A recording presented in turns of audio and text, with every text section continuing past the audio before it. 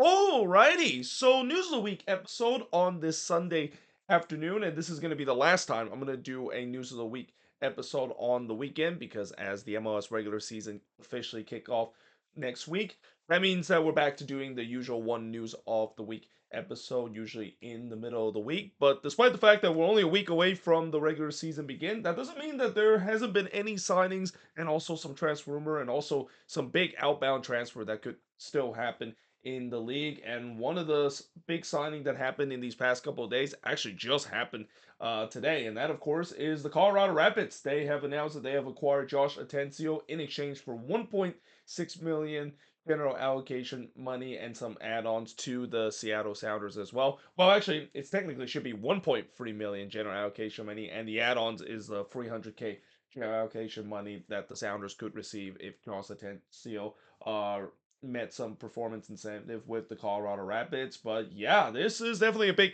trade, and in some way, I think it's maybe is a little bit of an overpay. I mean, Josh Atencio is no doubt a talented player, and I think he is unfortunately just belonging in a team that is just already are so deep in terms of the midfield role where he just rarely gets some minutes, and he's kind of one of those players where if he was going to play for any other team in MLS, he's probably going to be starting caliber, and the Colorado Rapids took advantage of that. And also, this is not the first time we've seen the Rapids being very ambitious when it comes to getting players within the league. But yeah, I still think the 1.3 million maybe is a little bit of an overpay, but certainly a guy that has a lot of talent and should be relatively successful with the Rapids heading into this season. Now, Toronto FC, they have acquired Norwegian forward Olar Binnen-Hansen. Now, this is a player that I mentioned yesterday in my season preview about TFC. He's a guy that plays in that number 9 role, plays for FC Midtjylland before coming to TFC, and have scored a bunch of goals with that team, even in the Europa League level as well. Definitely a good signing as well, and a TAM signing as well for a team that, again, this season is going to be rough for TFC, and in fact, these next 2 or 3 seasons, it's going to be rough to endure because this team, as I mentioned many times before, they're in the beginning of a deep rebuild. Well, it was supposed to be last season, but they kind of suffer a major setback after what happened this off season and the ordeal that they still have to deal with the two Italians, especially in Lorenzo Insigne case that we'll talk about in just a bit. But this is definitely a step in the right direction for them to make some smart signings and also potentially begin the rebuild build that they're gonna have to endure at least for this year or two. Now, FC Cincinnati, they have officially acquired Lucas Ingo from Middlesbrough on loan. So this has been a move that's been a long time coming. I've actually reported this a while back in the News of the Week episode, and we'll see how well he's going to do. I remember when I mentioned him, he hasn't really had the best time with Middlesbrough, and we'll see whether or not if him coming to MLS and joining the Cincinnati team will he have a bit of a big impact compared to doing his time with Middlesbrough, because I think from also said when he came in his early career, he was supposed to be touted as a very promised Danish left back player or a Danish fullback player, and it just unfortunately hasn't really quite worked out that way. And then LAFC, of course, have acquired, or actually, they did not acquire, they trade Kike Oliveira to Gremio.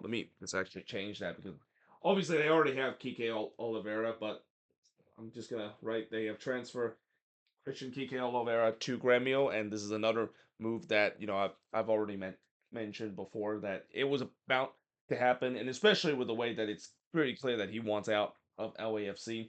LAFC had no choice; they had to move on from him, and at least they got some sort of money in this ordeal as well.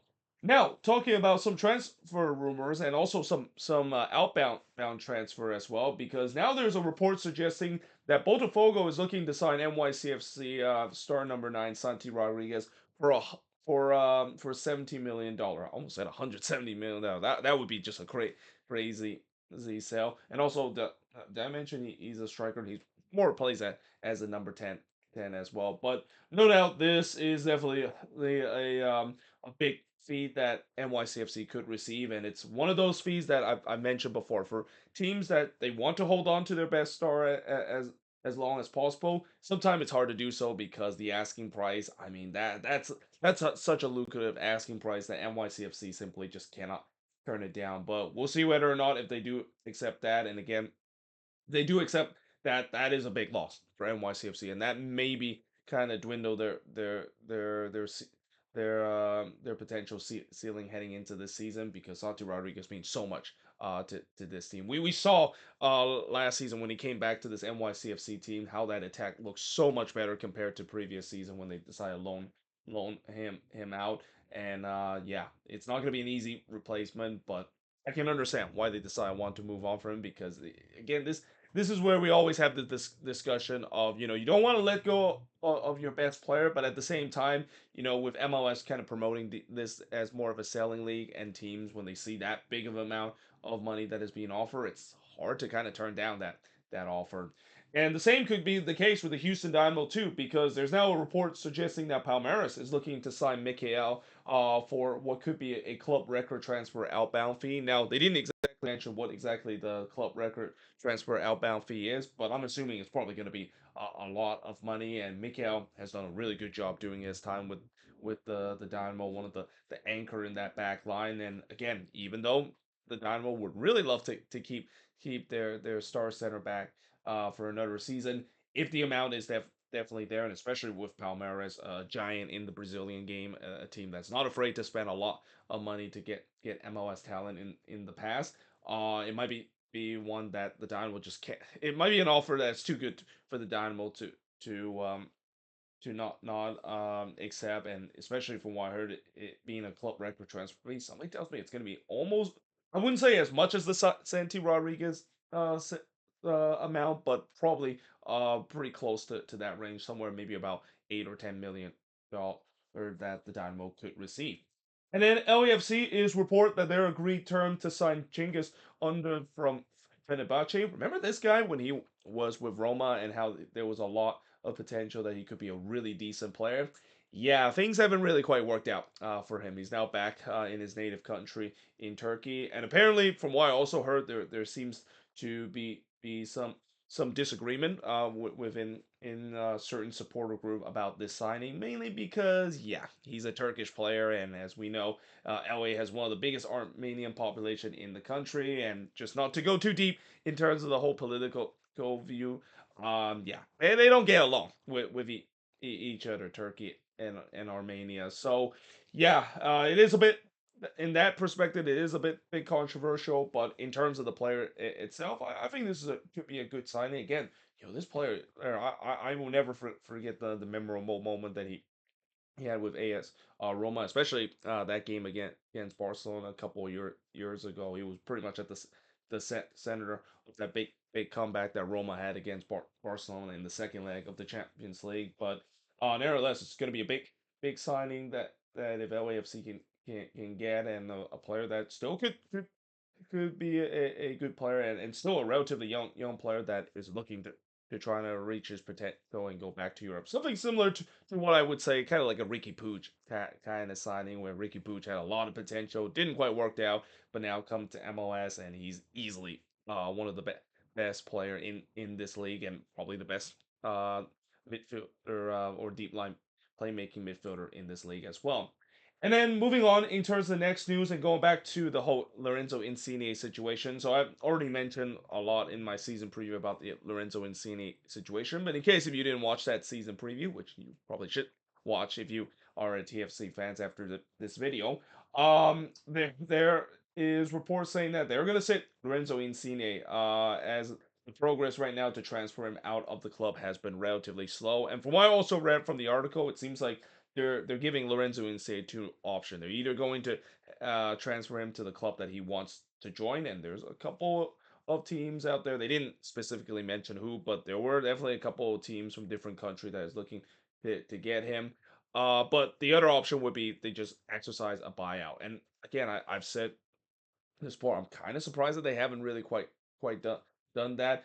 I guess the reason why they don't want to do it is they want to at least get some money back in terms of his loss. I mean, the amount that they got for Lorenzo Insigne, that is a huge amount money that they had to pay. And again, for a club that doesn't really want to suffer that much of a loss, they're trying to work in a way where they're going to choose the first option of basically transfer him somewhere else and able to get some of that transfer fee that they're definitely going to lose in a net loss when they first sign him in the first place. But again, it's been slow in terms of the progress, and I have a feeling the reason why it's been slow is because again the amount that he currently earns, it is hard to move out of that contract. No team is going to trying to sign him with that big of a contract, and that goes for teams not in MLS and in somewhere else. It's not about what exactly the transfer fee is. It's also about how much the wage bill will the player get. And I have a feeling there are teams that are looking to be interested to sign Lorenzo Insigne, but they also don't want to because they don't want to pay him insane amount in terms of the wage bill. And not to mention, it also doesn't help the fact that he really has burned his reputation during his time with TFC of just being a lazy and also unmotivated kind of player at times, which other clubs don't want to have that kind of player, and also a player that become at times a cancer in the locker room as well. And then finally, in the last news I'm going to talk about involved the USL. So obviously, we already mentioned about the Division One that USL is looking to launch to rival MLS. I already did a video about that. If you wonder why I'm not mentioning in the news of the week episode, but in other news in regards to USL and especially with expansion, it looks like we're going to have an expansion pro soccer franchise in Northern Jersey, mostly in the Patterson area. And there's nothing wrong in terms of trying to create another USL team in the tri-state area, and especially I think Northern Jersey it could definitely support a pro soccer team because that area is very dense. Now, whether or not they're going to be playing in the USL Championship or the USL League One, that's to be determined. I think it's probably going to be in the USL League One, similar to what we saw with Westchester Soccer Club when they also joined the USL League One. That is, but either way, we'll also see that with the way that USL have said that they're open to the promotion and relegation.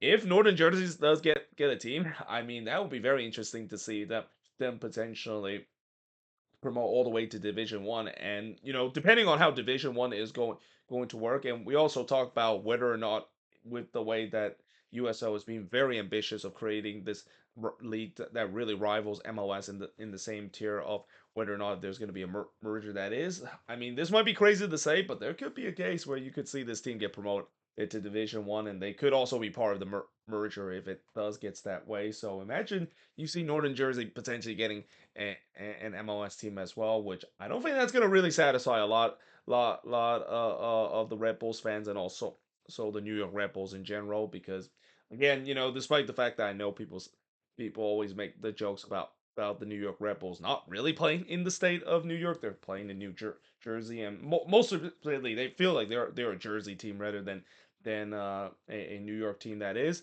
Yeah, I don't think they're going to be happy the fact that there could be a potential situation where there's going to be another team around the area that could be be be rivaling with them when it comes to being a tier one team, and that could be the case with all these other teams that potentially will play in USL Division One that could be playing in city that already have an MLS team, and we could see kind of a little bit of a rivalry and potentially it'll be interesting if they do merge. What's going to happen? Is there going to be a situation where we're going to see more in inner city derby like what we see with LA and New York area because of the merger that could be a potential thing to happen if USL Division One is going to really go in a toe to toe battle with MLS for that tier one status. But there you have it. That is pretty much it when it comes to looking at the news of the week episode. As always, let me know in the comments below what do you think of these news, and if there's any news I didn't mention here on the board, let me know in the comments below as always. But until then, hope you guys enjoyed this video. If you do, make sure you guys leave a like, smash the subscribe button, and yeah, I of course will see you guys next time.